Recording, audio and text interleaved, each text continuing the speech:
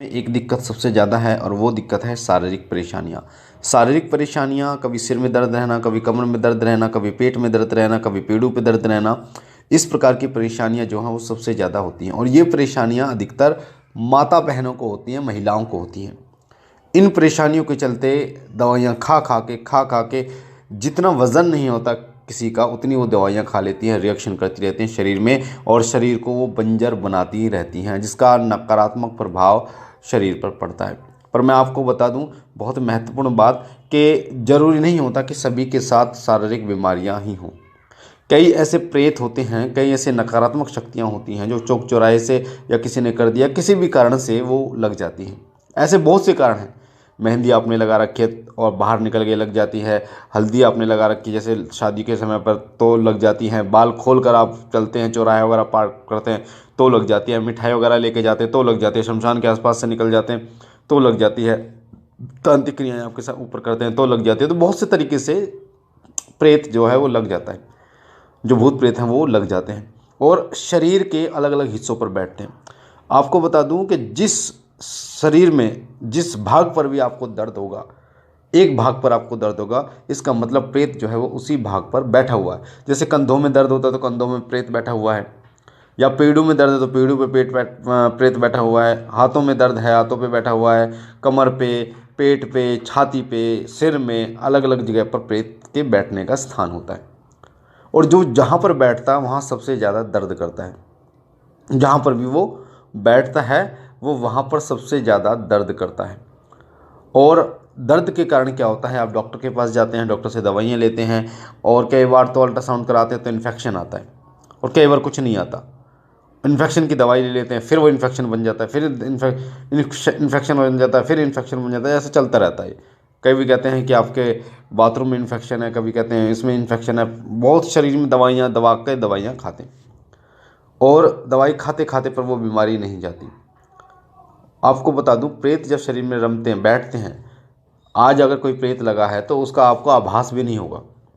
उसको समय लगता है शरीर को पकड़ने में, शरीर जो आपका ब्लड होता है, खून होता है, उसमें उसको रमने में समय लगता है और खून पूरे शरीर में घूमता है। और जब वो खून में रम जाता है, साल 2 साल 5 साल 10 साल, तो वो पूरे शरीर को अपना समझने लगता है, पूरे शरीर पर वो अपना अधिकार कर लेता है और शरीर पर अधिकार करने के बाद वो अपने अनुसार आपके शरीर को चलाता है। शुरुआत में जब प्रेत किसी व्यक्ति को लगता है, भूत प्रेत लगते हैं, तो वो आपको पूर्ण नियंत्रण में नहीं ले पाता, जिसके कारण वो आपको विचार नहीं दे सकता, सिर्फ दर्द कर पाता है। पर धीरे धीरे जब प्रेत जो है वो काफ़ी समय पुराना हो जाता है, साल 2 साल 20 साल 25 साल पुराना, 50 50 साल पुराना हो जाता है, तो वो आपके खून में रम जाने के बाद आपके पूरे शरीर में घूमता है, आपके पूरे चक्रों में घूमता है, हृदय में घूमता है। जिससे क्या होता है, वो हर प्रकार से आपको चलाने में सक्षम है, आपके अंदर नकारात्मक विचार उत्पन्न करने में वो सक्षम हो पाता है, आपके शरीर को अपने अनुसार चलाने में वो सक्षम हो पाता है। जैसे गाड़ी को एक ड्राइवर चलाता है, उसी प्रकार से वो आपके शरीर को चलाता है। और ये बातें कई लोग तो यकीन ही नहीं करते कि भूत प्रेत भी होते हैं। और जो लोग यकीन नहीं करते वो सबसे ज़्यादा परेशान होते हैं, क्योंकि आज के समय में जो पढ़े लिखे लोग हैं ना, वो भौतिक पढ़ाई, नौकरी पाने की पढ़ाई, भौतिक पढ़ाई के विषय में सबसे ज़्यादा जानते हैं, पर आध्यात्मिक पढ़ाई के बारे में वो नहीं जानते, हमारे धर्म ग्रंथों के बारे में वो नहीं जानते। भागवत गीता, शिव महापुराण, विष्णु पुराण या फिर वेद शास्त्रों के बारे में उन्होंने पढ़ा ही नहीं, भविष्य पुराण कुछ पढ़ा ही नहीं उन्होंने। और इसलिए उनको ये ज्ञान नहीं है कि सूक्ष्म जगत भी होता है और सूक्ष्म जगत से भी चीज़ें आती हैं, अन्य लोक भी है।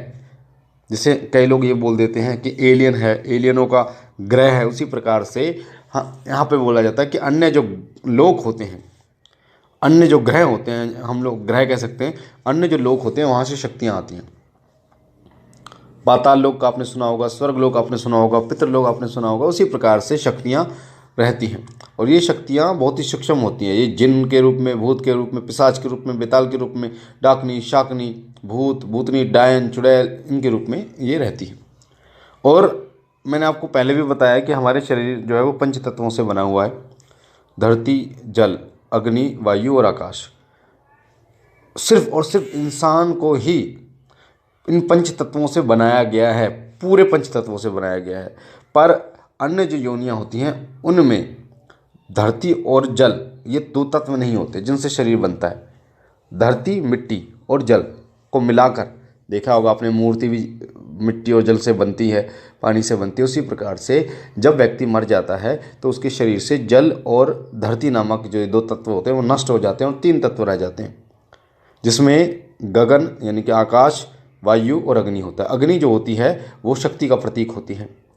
शक्ति उस आत्मा में, उस योनि में होती है, तो जिसके कारण ये किसी भी शरीर में प्रवेश कर पाते हैं और उस शरीर पर अपना अधिकार जमा पाते हैं। तो ये जो शक्तियाँ होती हैं, ये शक्तियाँ आपके शरीर को पूर्ण नियंत्रण में ले लेती हैं और अपने अनुसार चलाती हैं। फिर आपको अजीब अजीब सपने आते हैं आपको सपने आते हैं, डरावने सपने आते हैं आपको, या आपको संभोग के दृश्य दिखाई देते हैं कि आपके साथ कोई संभोग कर रहा है, या फिर आपको बच्चे दिखाई देते हैं, छोटे छोटे बच्चे आपके घर में घूम रहे हैं, पाजेबी की आवाज़ आपको आती है, या आपको कोई आवाज़ देकर बुला रहा है, इस प्रकार से आती है, या आपको महसूस होता है कि आपके आसपास कोई है, या जब आप अकेले होते हैं तो आपको बहुत ज़्यादा भय लगता है जैसे कोई आपके आसपास घूम रहा है। तो ये सब प्रेत के ही निशानी होती हैं। और जब उस प्रेत को हटा दिया जाता है तो वो हटाने के बाद वो जो बीमारी उत्पन्न करता है वो भी धीरे धीरे ख़त्म हो जाती है, क्योंकि प्रेत होगा कितनी दवाई ले लो वो दवाई लगने ही नहीं देगा। और अगर बीमारी उत्पन्न की है प्रेत ने, तो प्रेत के ख़त्म होते ही वो बीमारी भी ख़त्म हो जाएगी। ऐसे ऐसे केस आए हैं, मैंने मेरे पास और सुने हैं कि कैंसर तक के फोड़े थे और वो प्रेत ने खड़े कर रखे थे, और जब उस प्रेत को हटाया गया, काटा गया, नष्ट किया गया, तो वो कैंसर ठीक हो गया। डॉक्टर भी हैरान थे। बहुत ऐसे स्थान हैं, बालाजी स्थान है, बाबा त्रिलोक भारती का स्थान है, कई पीरों का स्थान है, कई वीरों का स्थान है। तो इसको मानने वाली बात है कि हाँ ये चीज़ें इस धरती पर हैं। तो आपको दोनों तरीके से सोचना होगा, भौतिक भी और आध्यात्मिक भी आज के समय में, क्योंकि आपके शरीर में, भौतिक जो शरीर है इसमें आध्यात्मिक शक्तियाँ प्रवेश कर सकती हैं।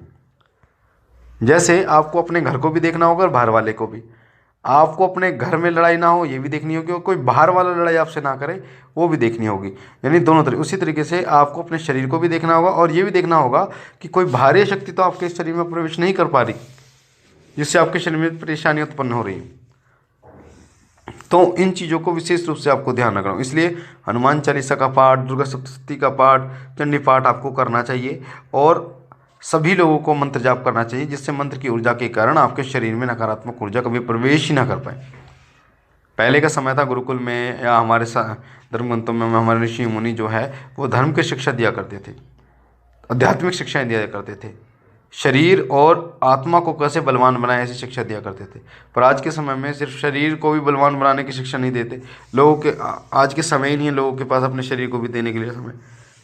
तो इन चीज़ों को गंभीरता से लें और इन चीज़ों को देखें। पहले अगर कोई बीमारी है तो पहले डॉक्टर के पास जाए, पर वो ख़त्म नहीं हो रही तो किसी अच्छे साधक और भक्त के पास जाए ताकि उसको ख़त्म कर सके। मुझे आशा है जानकारी आपको पसंद आई होगी। पहली बार चैनल पर तो चैनल को लाइक कीजिए, शेयर कीजिए, सब्सक्राइब कीजिए। बाबा भोलेनाथ से मैं विनती करता हूँ कि बाबा आप पर कृपा करें, आपके घर पर कृपा करें, सदैव आपके साथ रहें और आपकी तमाम मनोकामनाओं को पूर्ण करें। हम मिलते एक नई जानकारी के साथ, तब तक के लिए ओम नमः शिवाय, ओम नमः शिवाय, ओम नमः शिवाय।